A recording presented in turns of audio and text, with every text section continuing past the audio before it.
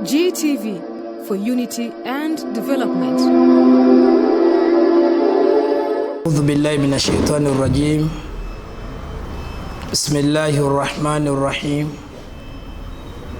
الحمد لله الذي بأمر استقرت السماء واطمأنت، نحمده ونشكره ونصلي على أشرف الأنبياء والمرسلين سيدنا وحبيبنا وشفيعنا ومولانا حبيب المصطفى محمد بن عبد الله وعلى آله وأصحابه المجدين. أما بعد، abatulaba ku mutimbagano gwa GTV Global Television okuva ku lusozi lwaffe olw'obusiraamu mu ggwanga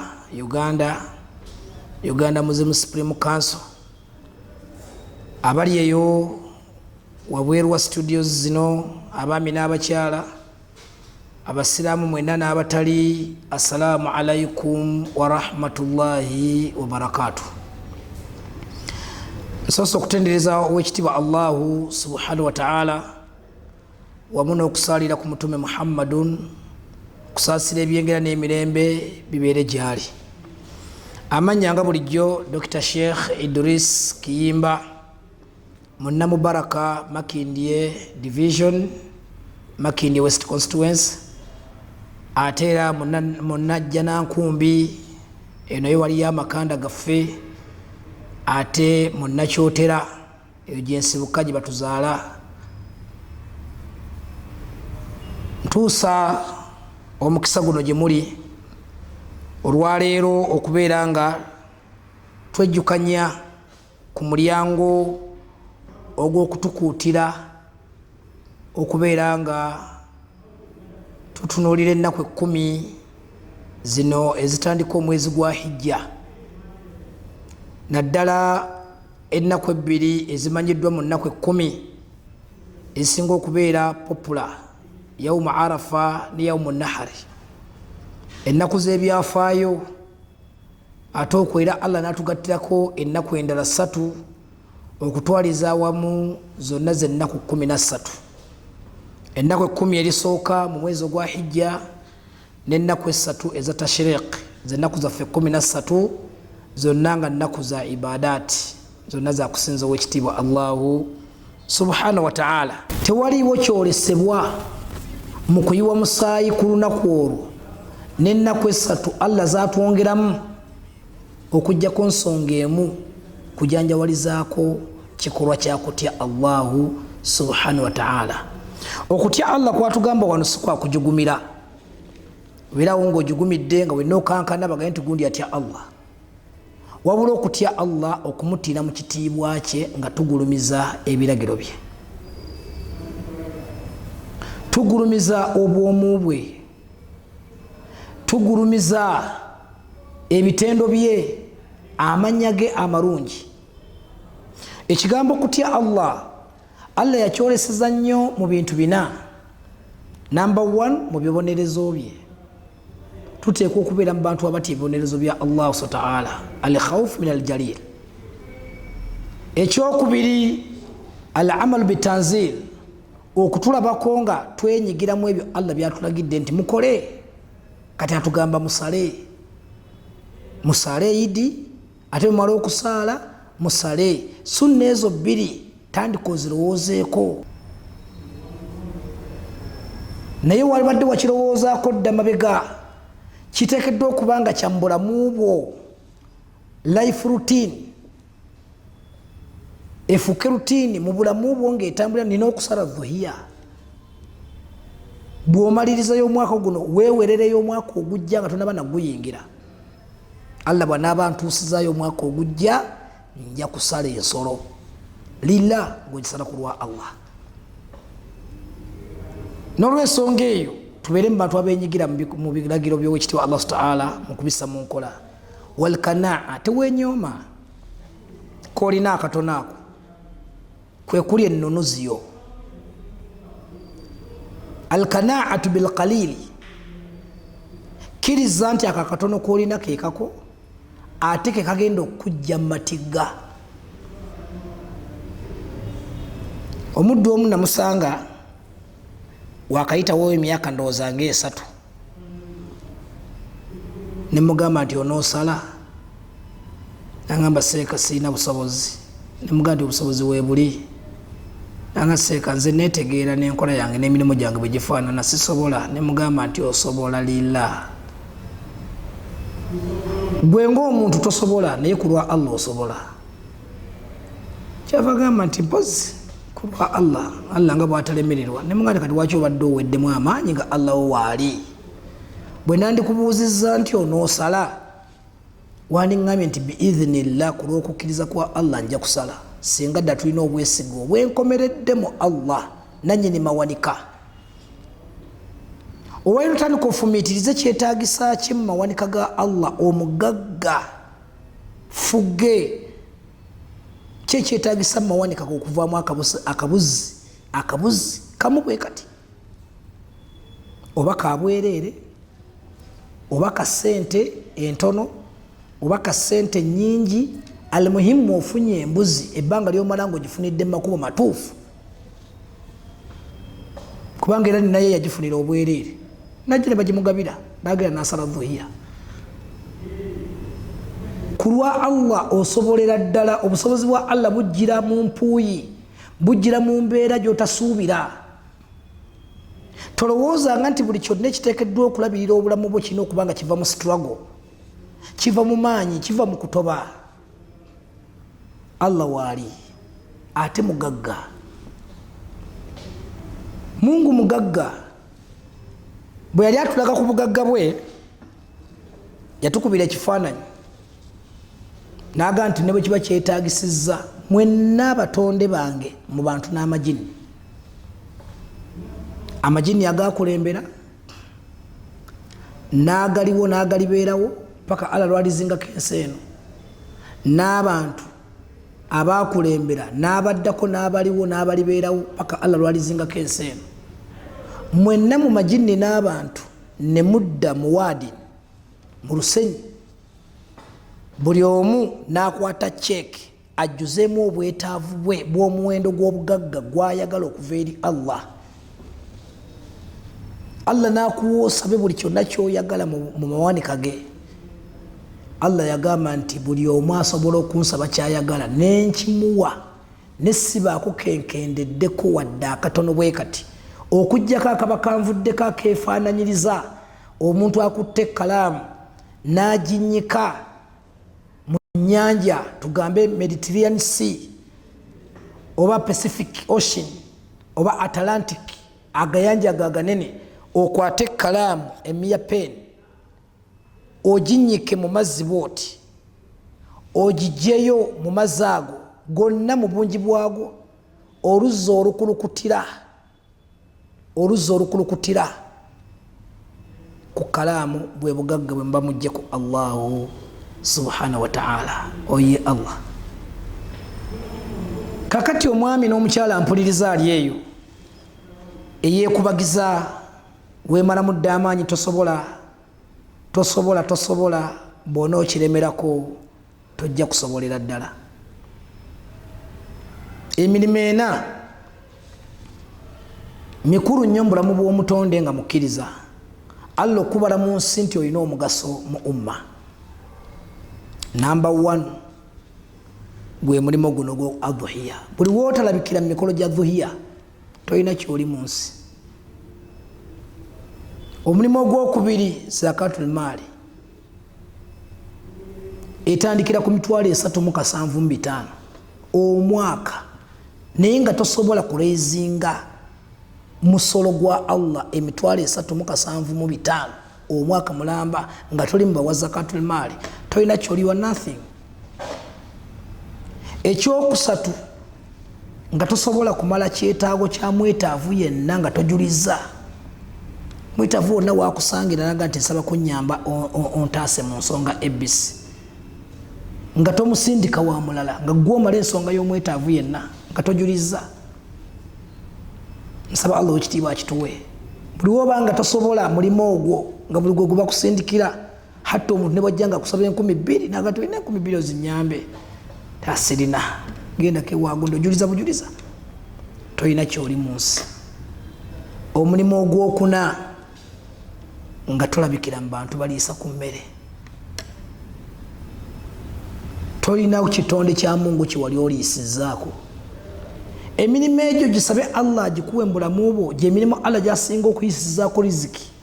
Allah n'akuboostinga mu byenfuna byo.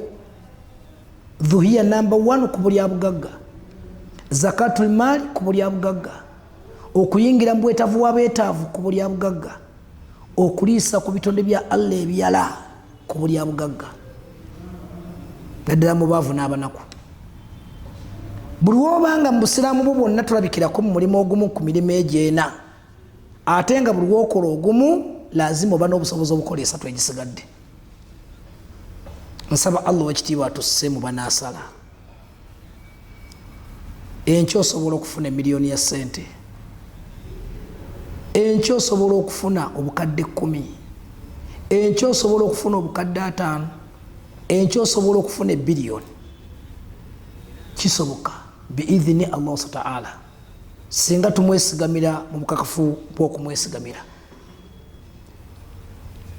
Mu dhuhiya eno buli mwaka ogujja nga abantu boolesa takuwa zaabwe, nga tolabikira mu abo aboolesa takuwa, oli mu kifo ki? Kubanga olunaku lwa adhuhiya, olunaku lw'okusala, kwolesa lunaku lwa mwoleso gwa takuwa.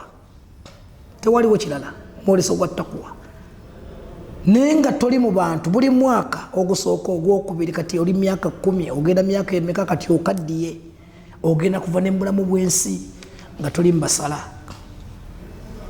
Toli mu bantu boolesezzaako takuwa inda Allah. Osobola. Omuvubuka bwe mmala omugamba ekigambo ekyo, yali mwana si mukulu nnyo, myaka gyali 22 mwe baseerabidde, muvubuka.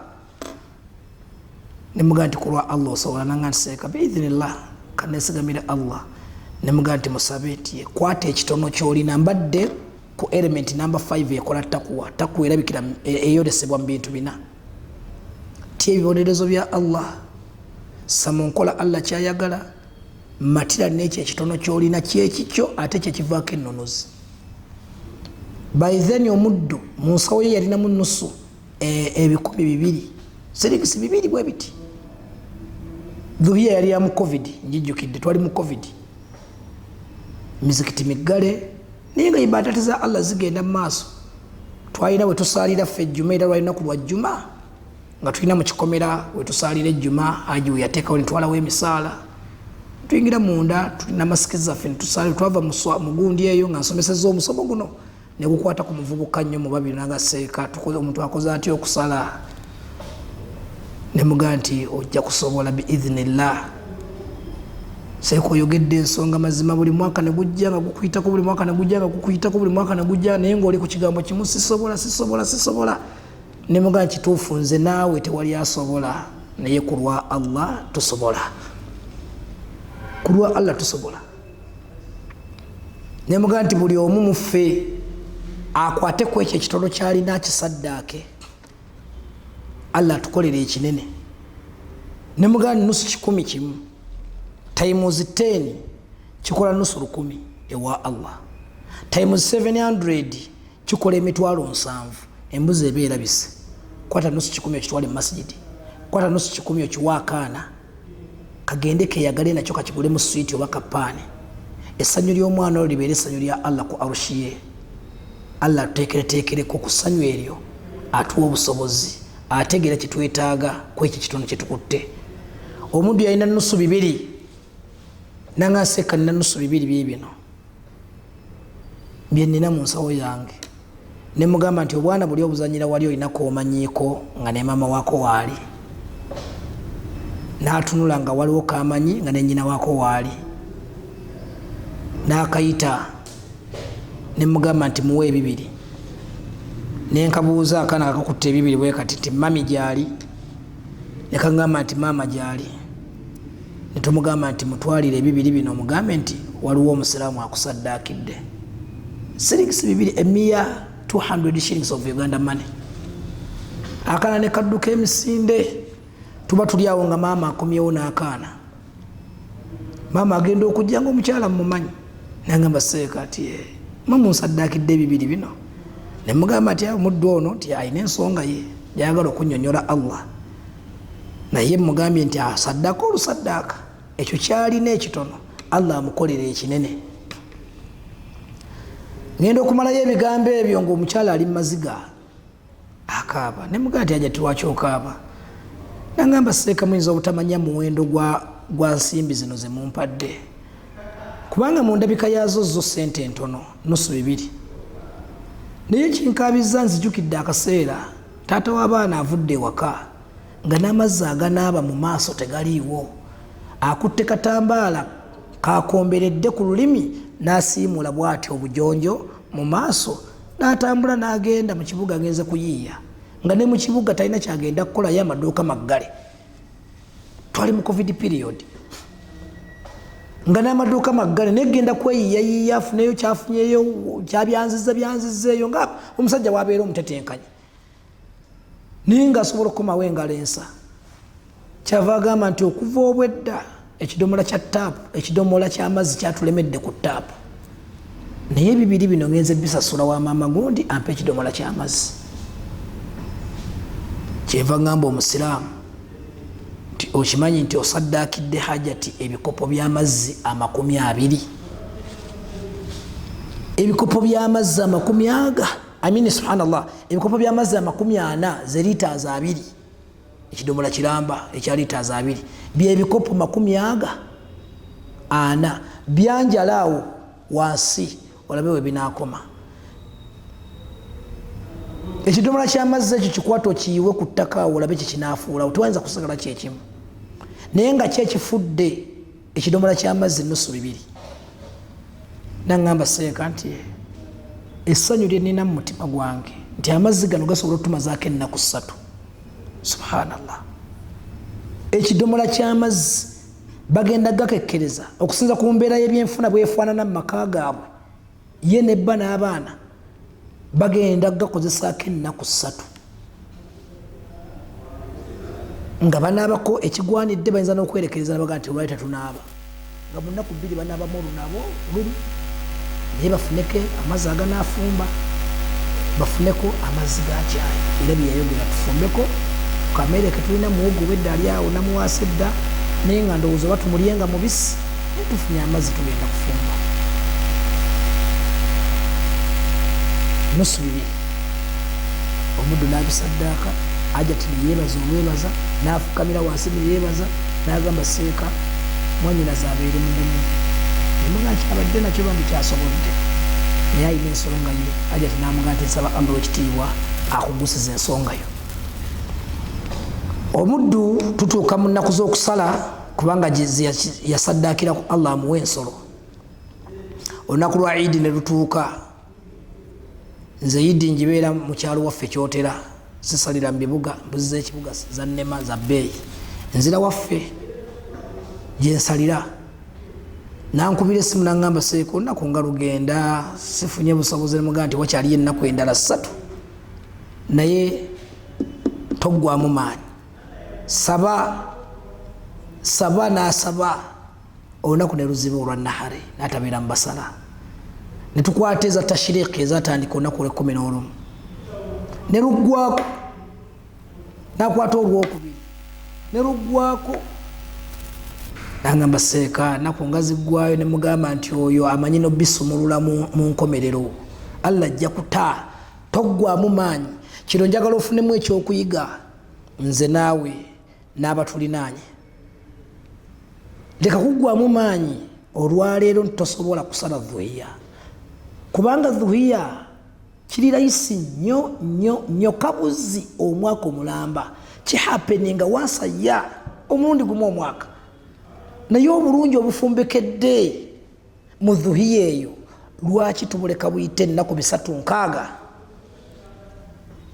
lemerako ng'omuvubuka bwe yalemerako ankubira essimu ssaawa 8 nga yakava mu dhuhuri nangamba seeka ati waliwo we bampise okumpa akalimu nemuga nti etiye naye nteeka muddu wa seeka kalimu kano okusinza bwe bakambalidde kaliko akasente by the way yankubira sawa mukaaga ku 8 diru ekutuka yankubira sawa mukaaga ku 8 ankubira nanga seka diru ekutuse akakadde kamu emitwalo 8 kandi mu ngalo era ngenda mu lufula nfune embuzi zigenda okuwera kwa asuri ng'omundu amaze okusala dhuhiya singa tiyateekamu struggle eyo spiritually singa tiyateekamu struggle eyo n'abanga yeefeebya ne yekkakanya era yandimazeeko ennaku zonna nga tasaze nga bwe tukola nze naawe toggwamu maanyi osobola biidhini allahu subhanahu wa ta'ala nsaba allah wekitiibwa tuteeke mu bantu aboolesa okutya allah mu kigambo al adhiya mu kusala ebisolo wakati waffe ensonga eno owekitiibwa omubaka muhammadun owekitiibwa allahu subhanahu wa ta'ala lwaki atuteerawo tusale buli mwaka yatuteerawo anniversary kijjukizo lwaki kijjukizo tujjukira istiqama obunywevu nabbi we ayitibwa Ibrahim bwe yalina mu kumukkiriza nze naawe bwe tunajjuza okukkiriza okwo tujja kutuuka ku buli kyonna kye twetaaga. Ibrahimu yazimba okukkiriza kwe ng'akyali muvubuka nga bw'olabye okukkiriza bwe nkuzimbye muvubuka ono Allah n'amukomekkereza nga amuwanguza. Sitaani akola kaweefube mu ffujjo lye mu ddalu lye mu nkweze okukulemesa n'okumalamu amaanyi tosobola naye nga mu butonde bwo n'okukkiriza kwo wallahi lazim osobola okusala dhuhiya kyeteekemu olemereko. Bulayimu atandika okubeera omukujjukujju mu kutegeera Katonda nga mwana muto. Yazaalibwa nga mwana mulekwa tiyalaba ku taata we bamuyitanga Taruhu.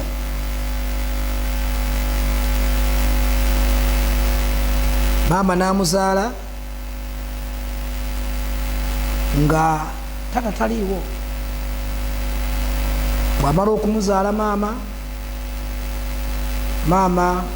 ne wayitawo akaseera n'ayagala okuddamu okufumbirwa naye ng'alina bbebi n'afumbirwa muganda wa Taruhu ayitibwa Azara.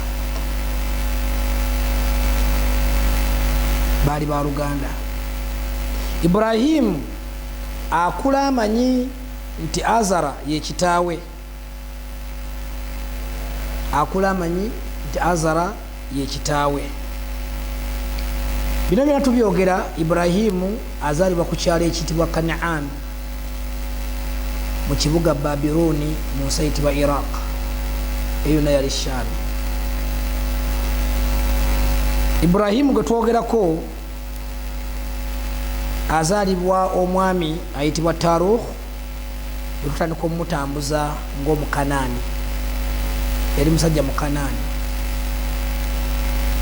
nga ne banagamba ntambulamu ng'Omuganda noga nti amannya gange ze Idris Kiyimba, ndi mutabani wa Ibrahimu Kiyimba, ndi muzzukulu wa Ramadhani Serwadda, ndi muzzukulu wa Yunusu, ndi muzzukulu wa Abdullahi Gukiina, ndi muzzukulu wa Semuwulu, ndi muzzukulu wa Sebavuma, ndi muzzukulu wa Namuguzi, ndi muzzukulu wa Namutale, ndi muzzukulu wa Namuguzi, ndi muzzukulu wa Ssekabaka Kintu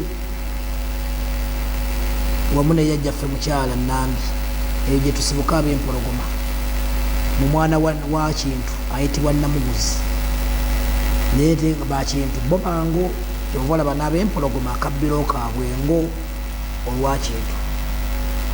Akati ne Ibulayimu ono naye tumutambuza ng'Omukanaani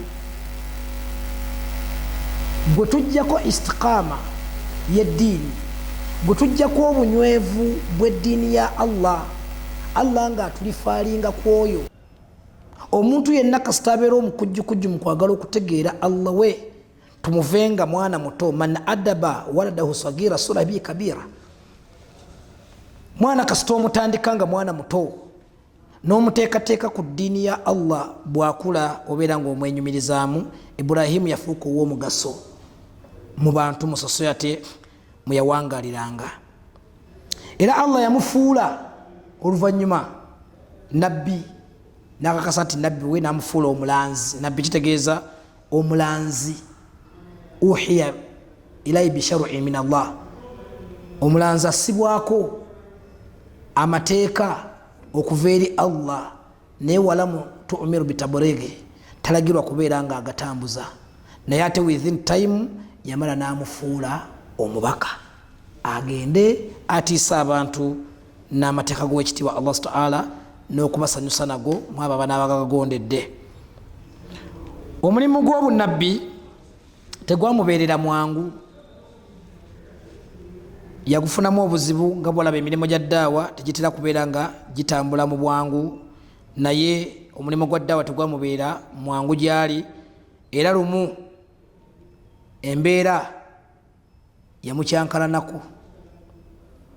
Iddi tujja kubiyita mu bufunzefunze olunaku lwe tujjukira obulungi lwe yatematema amasannamu. Kitaawe Azara eyamukuza, kitaawe omukuza, omulimu gw'omukulu gwali gwa kubajja, yali musajja mubazi ng'alina ekkolero ly'amasannamu, ng'ebintu byakugukamu kubajja masannamu bagagulanga abantu abagasinzanga. Era abaana be bonna yabateeka nnyo mu bizinensi, n'ayagala n'omwana wa muganda we naye amuyingiza bizinensi Ibrahimu. Era Ibrahimu bamuyita mu bizinensi eyo ne bamusomeramu engeri gy'alina okutambuzamu bizinensi eyo. Teyalaga nti agaanye, naye ng'obwongo bwagaana dda ebintu bino taata byakola, yali yagaana dda. Era lumu ku lwisi eyo taata yamukwatira bokisi amugezesa agende mu katale atandike okutunda amasannamu bafune ku ssente. N'amukwasa bokisi y'amasannamu ng'ejjudde, n'amugaa nti weetikka otwale mu katale otunde. Ibrahimu n'agyetikka n'atambula n'agenda. Bwe yatuuka mu kkubo nga kitaawe amukubye amabega, yakwata bokisi n'agyetikkulako n'agisawaasi n'aggyamu essanamu limu n'alisibamu omuguwa, n'agenda ng'aliwalula ku ttaka, ng'aliwalula mu ttaka, ng'agenda ayimbirako ennyimba ku bizinesi gye bamukwasizza. Anaagula ebitaamugase, anaagula ebitaamugase, anaagula ebitaamugase, anaagula ebitaamugase, ng'ayita mu bantu nga bw'atyo agenda ayimbirira essanamu. Anaagula ebitaamugase, anaagula ebitaamugase, anaagula ebitaamugase, abange munaagula ebitaamugase, anaagula ebitaamugase. Ebintu byadiba, yeetooloola ekitundu kyonna n'avaayo nga tewali amukyamizza. Agenda okudda ewaka nga baganda be mu kitaawe oli omukuza bo baatunze ne bamazaawo, nga Ibulayimu nga bwe baabimutisse byonna ng'abikomezaawo. Kyatwala akabanga taata okukitegeera, naye lumu ajja afuna okwekengera. Ayita Bulayimu amugamba, lwaki gwe totunda ate banno batunda? Lwaki totunda? Naga nange taata simanyi. Kumba agenda abiyimbirako ennyimba ezibidibya. Okakkana enkomero ya byonna baali basajja beeraguze ne bagamba nti ono omwana wa kisiraani ajja tumalirawo bizinensi. Ibrahimu ne bamugoba mu bizinensi n'abeera aido. Aba akyali awo ng'ali aido mu mbeera ze, baalinanga ebinywi byabwe nga tetunatuuka ku kinywi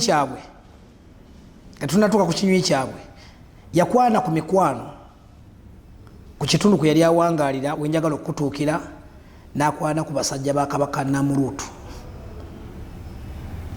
Kabaka Namuruutu ebiseera ebyo yali yeeyita Katonda ku mulembe gwa Nabbi Ibrahimu alayhi salatu wassalamu. Bw'akwana ku basajja ba Namuruutu n'abasaba, njagala kujja mpangaleko eyo nammwe mu lubiri munda. Ne bakkiriza. Basooka genda kusaba mukama waabwe Namuruutu, tulina mukwano gwaffe, twali tusaba okkirize tube okkirize tubeereko naye wamu naffe wano mu lubiri.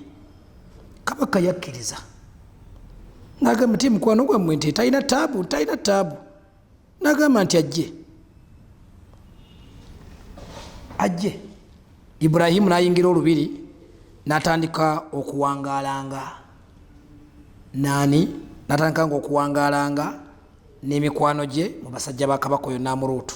Naye nga Namuruutu ebiseera ebyo yeeyita Katonda. Ibulayimu bw'afuna omukisa oguyingirako mu lubiri awo, bw'afuna ku mukisa oguyingirako mu lubiri, yatandika okuyisangawo obugambo obubategeeza Katonda omu ayitibwa Allah. Bw'atandika obubategeeza Katonda oyo omu ayitibwa Allah, amawulire gagenda gatoloka gagwa mu b'eŋŋambo. Ab'eŋŋambo batwalira kabaka olugambo, bamugamba nti omuvubuka gwe twayingiza mu lubiri agenda ategeeza abantu nga waliyo Katonda omulala omu bw'ati mbw'ayitibwa Allah, ate nga watugamba titeriyo Katonda atali ggwe. Naga nti muvubuka nti wali abo bamuyita Ibulayimu, kana akavubuka ke twayingiza mu lubiri ke twasenza wano kuguntyayo. Naga nti mumuleete. Ibulayimu ne bamukunguza ne bamutwala mu maaso ga kabaka. Bwe bamutwala mu maaso ga kabaka, bino byonna mbikunyumiza tufune kye bayita istiqaama, obunywevu ku ddiini ya Allah eyatuuka n'okuviirako Allah okubeera nga amubbulamu anniversary ejjukirwenga buli mwaka ekwatagana ne Dhuhiya. Nze ndi mukuwa migaso gya Dhuhiya, ofune moraalu naawe otandika okwetaba mu activity eyo. Ibulayimu bamuleeta mu maaso ga kabaka.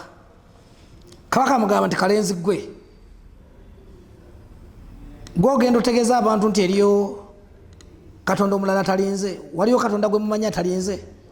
Ibulayimu n'agamba nti Katonda gyali omu bw'ati atali ggwe. Kabaka kyava amubuuza nti ye Katonda ani oyo? Qala Ibulayimu addamu n'agamba nti Rabbi allazi yuhyi wa yumiitu. Katonda oyo gwe njogerako, gwe mbadde ntegeeza bannange bano, naawe gwe nkutegeeza nga nfunye omukisa okuyimirirako mu maaso g'Omukama waffe, ye Katonda oyo awa obulamu era atta. Kabaka yaseka, nasekera mu ddoboozi ery'omuwanguka n'agamba nti ekyo kyekisobola okukakasa nti eriyo Katonda atalinze, wa ana uhyi wa umiitu. Ibulayimu ekyo si kyamaanyi nnyo Katonda gwosinza gwotwala nti Katonda wo, wa ana uhyi nange mpa obulamu, wa umiitu ate era nsobola n'okutta. Abuuza Ibulayimu nti owaayi kalenzi ggwe ti ani amuwadde obulamu oyo? Qala Ibulayimu kyava amugamba nti sinnakakasa nti oli Katonda. Tiye bino ebisoose kiganya okukakasa tiye olinayo ki ekyokubiri ekiyinza okukakasa Katonda wo gw'oyagala okuguza abantu bano nti ye Katonda atalinze? Qala Ibulayimu agamba nti inna Allaha, Allah oyo gwe njogerako mazima ye, yaati bishamsi, akwata enjuba eyo. Giraba enjuba eyo n'amuga tunuulira enjuba eyo. Kabaka n'atunulayo n'amulaga enjuba, n'amuga nti akwata enjuba eyo min al-mashriq, n'agijja gy'eva n'agisuula gy'egwa, faati biha min al-maghribi, kati njagala oginkwatire oginjigire emagaribi ogize emashariki, fabuhita alladhi kafara. Kagamba ako kasinga okunsanyusa ennyo. Ibulayimu amaze okumugamba nti kwata enjuba ogijje ebugwa bwayo ogize ebuva bwayo gyeva. Allah yakozesa ekigambo kubuguyala, fabuhita alladhi kafara, yabuguyala oyo yawakanya ekigambo kya Ibulayimu. n'abuguyala n'asukkuluma. Omuntu okubuguyala aba aweddemu amagezi, kubanga ekintu ekyamuleetebwa omwana nga muto nga muvubuka kyamumalako okutegeera, n'aswala mu maaso g'abambowaabe, n'aswala mu maaso g'abasirikale be, n'awulira ensonyi nga zimukutte nga talina kyazzaako ku kintu kyeyamugamba nti kwata enjuba eyo bwobanga ddala oli Katonda. Ye Katonda gwe nkugamba okusinza yagikwata n'agitambuza n'agisuulayo emagalibi, kati gwe gijja emagalibi ng'ogizza emashariki. Fabuhita alladhi kafara, yabuguyala oyo eyakola ki, eyawakanya ebigambo ebyo.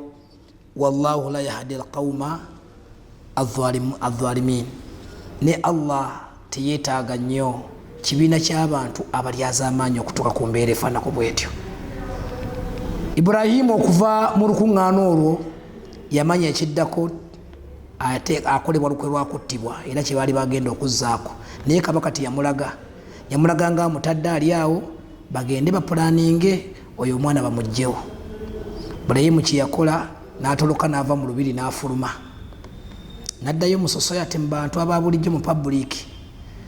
Bwaddayo ewa kitaawe akataata waakolera amanyanga, olunaku we lwatuuka olwa idi yaabwe olw'okusanyuka kwabwe ne bateekayo ebikaali by'amasanyu, abantu ne bakwata families zaabwe bonna bagende basanyukire mu kifo kimu nga buli omu ajja ne famire ye. Bwe maali famire ya Azara naye nakwata famire ye yonna, abange tugende batuyise egundi batugabule ku kijjulo. Mu kugenda Bulayimu n'alemera mu bikunta, n'ategeeza kitaawe nti nze ndi mulwadde, sijja kusobola kubeetabamu, naye mugende, nze nja kusigala nkuuma awaka. Baamuleka waka, ne bagenda mu binywi byabwe ne bakyakala. Olwabalabanga babuliddeyo n'akwata embazzi n'aleka okutemaatema amasanamu gonna agaliwo ge balinga basinza, n'alekawo essanamu eddene n'alyambaza embazzi. Bw'amala okulyambaza embazzi n'addayo mu bikunta, bagenda okukomawo ekawungeezi nga bakatonda baabwe kye babakoze. La hawla wala quwata illa billah, takabuloolo. Ne babuuza nti baani abatuusiza ku bakatonda baffe embeera efaananako bweti? Kaakati amawulire gasaasaana okugenda mu kitundu yonna nga baga nti abange nti bakatonda baffe egundi babatemyetemye. Olwo abaawulirako Bulayimu ng'ayimbirira amasanamu mu katale ng'agayimirirako ennyimba ezigaddibya, n'agula ebitamugasa n'agula ebitamugase, be baleeta olugambo ne bagamba nti tulina omuvubuka gwe tumanyi abadde akola bwati ne bwati ne bwati ng'ebintu byaffe abakatonda baffe bano abavuma nga yabeewerera n'obbeewerera. Nti yaani oyo? Nti Bulayimu. Abakungu ne bakuŋŋaana ewa Azara, bonna bakuŋŋaana ewa Azara ne bamugamba nti waliwo yakoze kino okuggyako mutabani wo. Bulayimu yali mu bikunta nga yeerwaziza, naye tiyali mulwadde. Ne bamuyitayo n'avaayo ne bamugamba nti owange Bulayimu, gwe watuusizza ku bakatonda baffe kino kyonna ekyabatuuseeko, gwe wasigadde ewaka. Bulayimu n'abagamba nti bannange, nze gwe mwalese entaawa, nze gwe mwalese enfa ng'omusujja gunnuma, sinnavaako mu nju muno. Ye lwaki mumala ebiseera n'okubuuza nze nga oluba oyo yeebagadde embazzi? Mubuuze oyo yeebagadde embazzi ayogere banne, ayogere oyo eyatuusiza ku banne ekyajaba. Kyebava beetunuulira bokka na bokka ne beebuuzaganya bokka na bokka nti owange tiye omwana atugamba okubuuza ekitasobola kwogera, kakati kino kyatugamba tumuuze kisobola okwogera. Beegeyamu abawulira. Ibulayimu abagamba nti kyemugamba nti musinze ebitayogera, embuuzi gyagisanga mu Suratul Shuara, gyegenderera eyo mu ayati 10+. Embuuzi mujja kuzisanga eyo mu Shuara, soma Shuara yonna, embuuzi mujja kugisangamu, tugifunza olw'obufunda lw'obudde.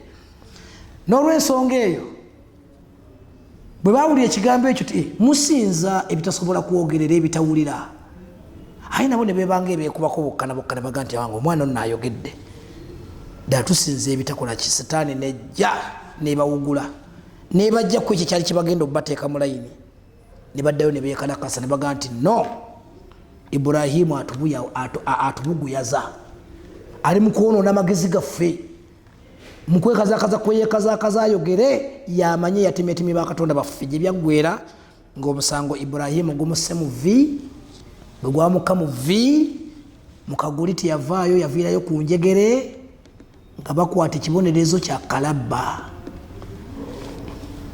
Kalabba ak'ebiseera ebyo ke bateekayo bamukumira kyoto ne basenya enku ne baleeta amafuta ag'omutawaana ne baleeta enkoba ne bamusiba ne basumboola essubi ne balisonseka mu nku ne bakola ekinnya wakati ne bakuma omuliro ogw'amaanyi. Omuliro ogwo nga nabo bennyini tebasobola kugusemberera olw'ekibabu ne bazimba omutego kubanga bamanya nti omuliro gwe tugenda okukuma gugenda kuba gw'amaanyi tewajja kuba wasobola kugusemberera. Kyebava bazimba omutego.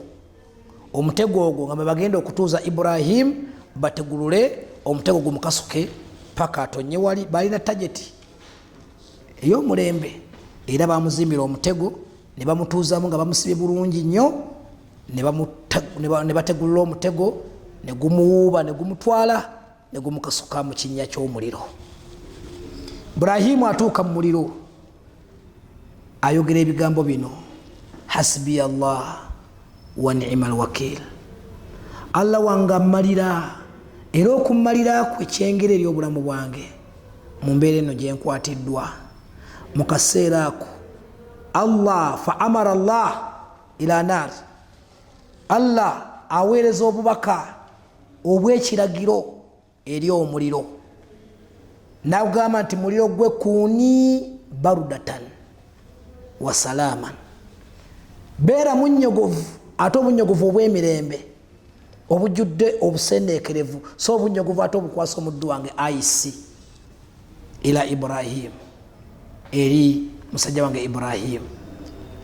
Obunyogovu Allah bwe yasindika mu kiragiro kye bwanyogoza omuliro gwonna ne gukakkana Ibrahimu n'avaamu ng'akyali mulamba, omuliro nga gumaze okuzikira ng'enku zonna ziweddewo ng'essubi lyonna liweddewo muyonga mwereere, enkuba zonna ze bamusiba zonna nga zikutuse n'omuliro zaayokebwa omuliro ne zikutuka. Ibrahimu yavaamu yeekubako ku bivu bw'ati. Ate najja n'ateebera mu basajja bali bamulindiridde bagumukumidde, ng'obeera gwe ng'oli mu baali bategese omuliro. Musajja n'avaamu nga mulambalamba, oyinza omutambaala ogwokubiri bonna beesega bwesezi ne babuna emiwabu.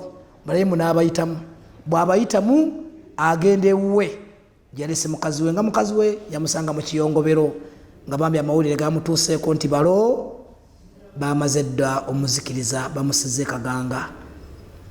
Sara n'anakuwala aba ali awo nga Ibrahimu akomyewo.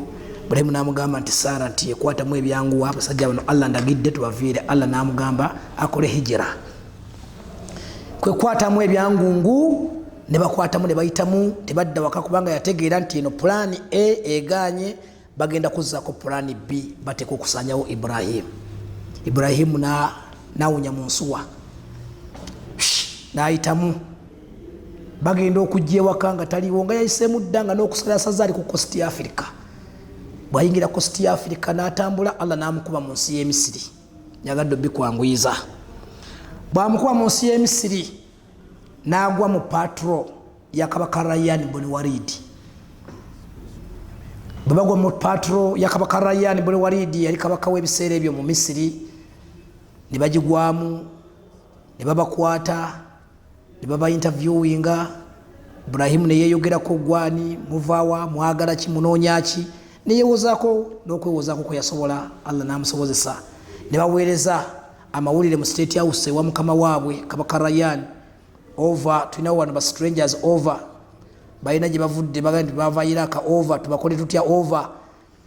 Radio calls tezitandise leero zaava dda, baweereza mu State House. Kabaka abagamba nti omwami ayita atya omukyala, ne babuuza Ibrahim. N'olw'ensonga eyo olugendo olwo lwenjagadde okubakwasaako tutegeere insha Allah okutuusa omulundi ogujja.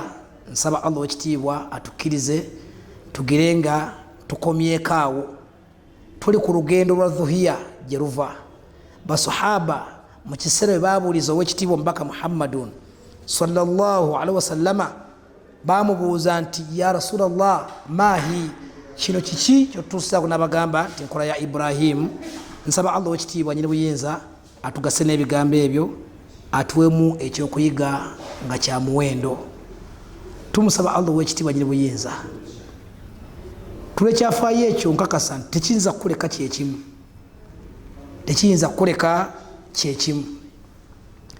Emboozi eyo yonna gye tunyumiza evudde ku basahaba. Barakirawo tunatandikira inshallah next time. Basahaba babuuza wekitiibwa Omubaka Muhammad sallallahu alaihi wasallam, ne bamubuuza nti owange omubaka wa Allah, bamubuuza nti owange omubaka wa Allah mu aguzi yeemu eva ku ki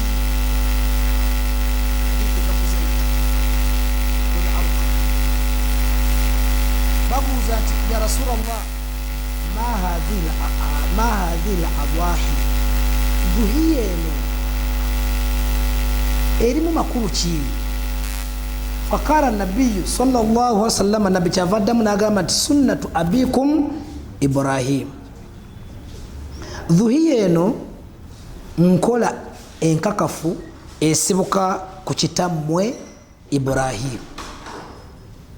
Kyava ategeeza ne bamubuuza nti ya Rasulallah ma lana minha, kakati ffe tufuniramu wa ffe ab'ekyasa kino aba generation eno.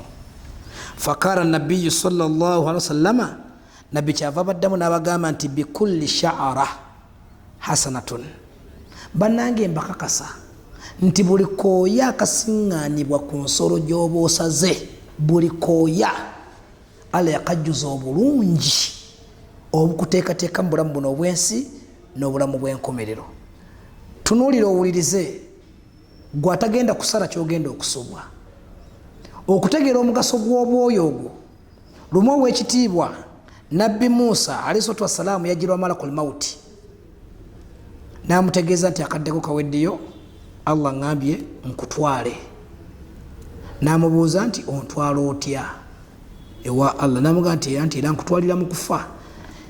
Musa n'akuba malakul mauti eŋŋuumi, n'amugamba nti onjogerera ku bya kisiru, ontwale. Kabaana amupankinga, mu kumupankinga malakul mauti agenda okwetegereza ng'eriiso alikwatidde mu ngalo, lyabuukamu ne ligwa mu kibatwa. N'adduka kiwalazima n'addayo ewa Allah, n'amugamba nti Allah wange raba omuddu wo kyankoze. N'agamba nti Musa bw'ati bw'akoze tyankubye eŋŋuumi bwe mutegeeza ku by'okufa. Allah kyava agamba nti omuddu wange oyo ayagala nnyo obuwangaazi, ti genda wali bakkanike bakuzzeemu eriiso eddala. Malakul mauti n'agenda ne bamukanika ne bamuzaamu eriiso eddala. Allah n'amutumya n'akomawo n'amugamba nti mbadde nkusabudde, n'amugamba nti siddayo mukama wange ku kyankoze, siddayo. N'amugamba nti atofaayo nga namawulire g'ogenda nago ga ssanyu gy'ali, kubanga obuwangaazi abwetaaga nnyo. Ddayo ngambira omuddu wange Musa nti engeri gy'ayagala ennyo obuwangaazi, akwate ku nsolo ze z'atunda ensolo emu, akwate ekibatu kye akiteeke ku mugongo gw'ensolo, obwoya bwonna bw'anaaba avumbagatidde awo mu kibatu kye gy'emyaka gye mwongedde. Tandika ofumiitirize obwoya obusobola okubulira mu kibatu kino ng'okutte ku nsolo ku mugongo gwayo. Bwali bwoya bumeka emyaka Allah gye yali ayongedde nabbi Musa? Kati olwaliro nabbi okugamba nti buli kooya ka nsolo gy'osalamu dhuhiya, Allah yakajjuza obulungi obukuteekateeka mu bulamu bwo n'abaana bo ne bazzukulu bo, ate kuno ku nsi ne ku nkomerero ng'ogenda kulya ng'abaami, ogenda kuliira ku mmeeza z'abannabbi. Kigambo kikulu nnyo. Togaana kusala, togaana kusala. Kyava ategeeza ow'ekitiibwa Omubaka Muhammadun sallallahu, bamubuuza nti ekyo kitegedde nti fasuufu, ate olw'eddiba n'abagamba nti bikulli sha'ara, nyongera okukaatiza nti buli kooya akasiŋŋanibwa ku ddiba lye mumbuuzaako, hasanatun, konna kajjudde obulungi enkuyanja. Bw'ati ow'ekitiibwa Omubaka Muhammadun sallallahu alaihi wasallama bw'ati bwe yasomesa.